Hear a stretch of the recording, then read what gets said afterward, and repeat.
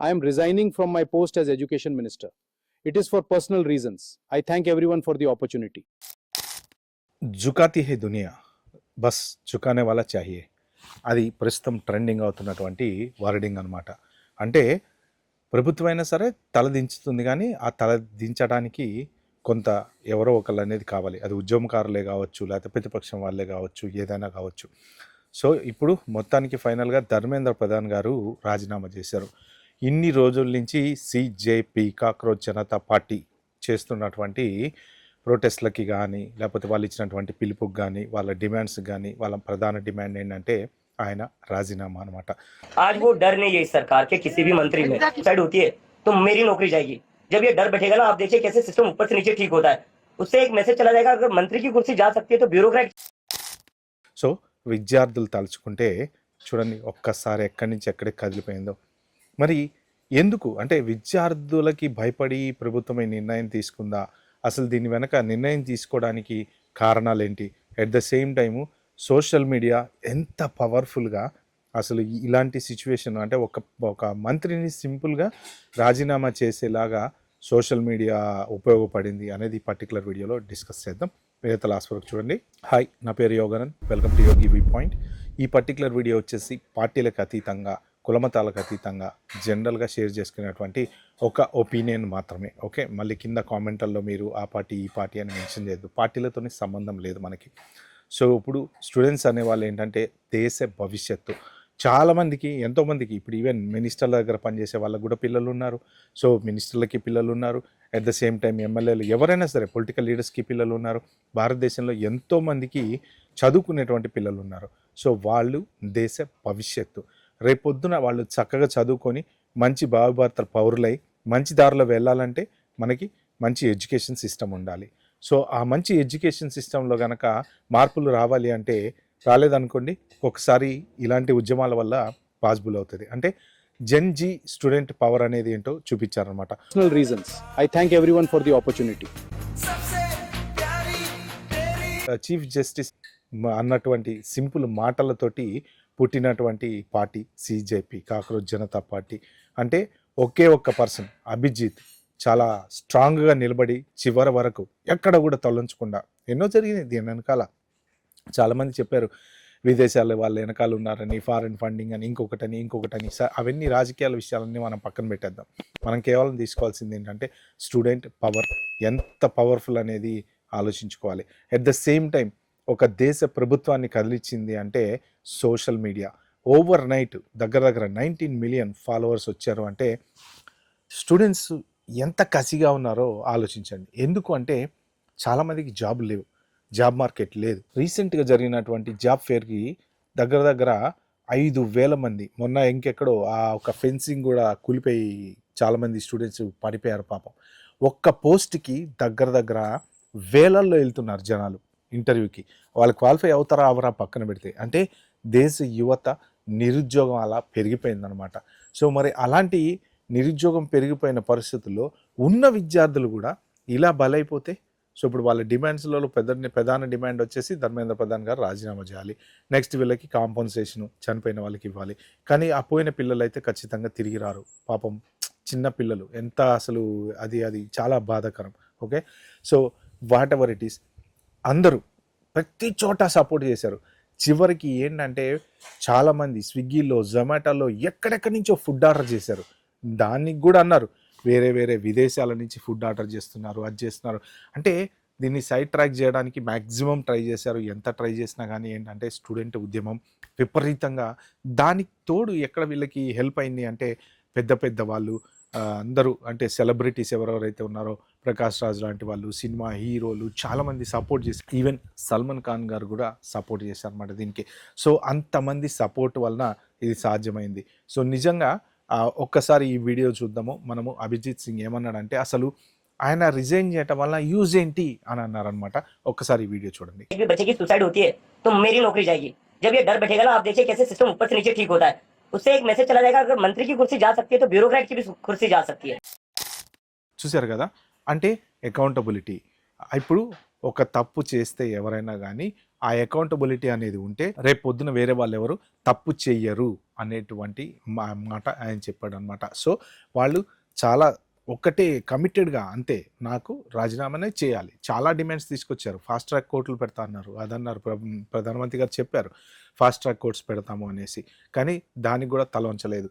Okay, అసలు fast track court పెట్టడం అనేది కాదు, ఇలాంటి సిచ్యువేషన్ రాకూడదు. 2024లోనే దీన్ని ఒక సీరియస్గా తీసుకొని మరి 2024లో ఇన్వెస్టిగేషన్ జరిగిన తర్వాత కూడా మళ్ళీ పేపర్ లీక్ అయింది కదా. అంటే ఒక అకౌంటబిలిటీ తీసుకొని కనుక దీన్ని ప్రాపర్గా ఫిక్స్ చేస్తే నెక్స్ట్ టైం ఇలాంటి పరిస్థితి రాదు అన్న ఉద్దేశంతో ఇప్పుడు ఆయన వైపు నుంచి ఆయన చెప్పడం ఏంటి, అసలు మేమే ఇన్వెస్టిగేషన్ ఇనిషియేట్ చేసాము అని చెప్పి చెప్తున్నారు. But what ever it is, that is not the matter. కానీ ఒక పవర్ అనేది ఇప్పుడు నిజంగా ఈ ప్రభుత్వం ఇలాంటివి చూసిన తర్వాత ఈ ఉద్యమాలు, అసలు స్టూడెంట్ ఉద్యమం ఇప్పుడు ఏంటంటే సోషల్ మీడియా వచ్చిన తర్వాత చాలా విపరీతంగా స్ప్రెడ్ అయిపోతుంది. ఒక్క వీడియో టక్కన మిలియన్లలోకి వెళ్ళిపోతుంది. సో ఇలాంటి పరిస్థితులలో నిజంగా ఇది ఖచ్చితంగా ప్రభుత్వాలు మాత్రం భయపడతాయి. సో ఇప్పుడు దానికి తోడు ఇంకొకటి ఏంటి అంటే ఎందుకు వీళ్ళు ఈ డెసిషన్ తీసుకున్నారు ఫైనల్గా, ఎందుకంటే మొన్న మోడీ గారు చెప్పడం ఏంటంటే మేము ఫాస్ట్ ట్రాక్ కోర్టులు అవి ఇవి సెటప్ చేస్తామని. అంతకుముందు రాజ్నాథ్ సింగ్ గారు అప్పుడెప్పుడో చెప్పారు. ఆయన ఏం చెప్పారంటే అసలు మా ప్రభుత్వంలో రాజీనామాలు ఉండవు, ఇది యూపీఏ ప్రభుత్వం కాదు అని చెప్పేసి అప్పుడు ఏదో జరిగినప్పుడు అడిగితే చెప్పారనమాట. అంటే ఏంటంటే వాళ్ళు రాజీనామా చేయరు కానీ ప్రాబ్లమ్స్ ఫిక్స్ చేస్తాము అని అంటున్నారనమాట. ఫాస్ట్ ట్రాక్ కోర్టులు పెడతాము, ఫాస్ట్ ట్రాక్ కోర్టులు పెట్టినా మళ్ళీ రేపొద్దున జరగదని గ్యారంటీ లేదు కదా. సో ఇప్పుడు ఏంటంటే వీళ్ళ ఉద్దేశం కూడా ఏంటంటే ఈయన రిజైన్ చేశాడు అంటే నెక్స్ట్ మినిస్టరు చాలా సీరియస్గా ఉంటారు అనేసి. So what ever it is వాళ్ళు చెప్పేది ఏంటంటే అకౌంటబిలిటీ, తప్పు జరిగింది కాబట్టి అకౌంటబిలిటీ అనేది ఉండాలి అని. సో సోషల్ మీడియా పవర్ ఏంటనేది ఖచ్చితంగా మనకు అర్థమైపోయింది.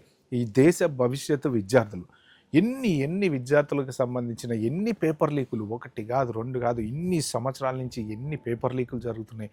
పేపర్లు సింపుల్గా ఎగ్జామ్ హాల్లోకి వెళ్ళేటప్పుడు వాళ్ళ చేతికి దొరుకుతున్నాయి. అంటే ఏ స్టేజ్కి వెళ్ళిపోయింది మన ఎడ్యుకేషన్ సిస్టమ్. పేపర్ లీక్ చాలా ఘోరం అండి. ఎందుకంటే కష్టపడి చదువుతారు పిల్లలు, స్ట్రీట్ లైట్ల కింద కూర్చొని చదువుతారు. అందరికీ డబ్బున్న వాళ్ళే ఉండరు. ఇప్పుడు ఈ మినిస్టర్ల పిల్లలు, పెద్ద పొలిటీషియన్ పిల్లలంతా ఫారెన్లో వెళ్ళి చదువుకుంటారు. కానీ ఈ పిల్లలు ఇండియాలోనే చదువుకోవాలి కదా, వాళ్ళు అదే కాలేజీలకు వెళ్ళాలి కదా. కొంతమంది కాలేజీ ఫీజు కట్టేటువంటి స్తోమత లేని పిల్లలు కూడా చాలామంది ఉంటారు. పాపం పనులు చేస్తూ, నాకు తెలుసు, నేను లిటరల్లీ చూసాను, నేను పూలు కడుతూ ఉంటారు మార్కెట్లో, కూరగాయల మార్కెట్లో పూలు కడుతూ, జస్ట్ పూలు కొనుక్కోవడానికి కూరగాయల మార్కెట్కి వెళ్తే బంతి పూలు కొనుక్కోవడానికి ఆ పిల్లోని చూసా.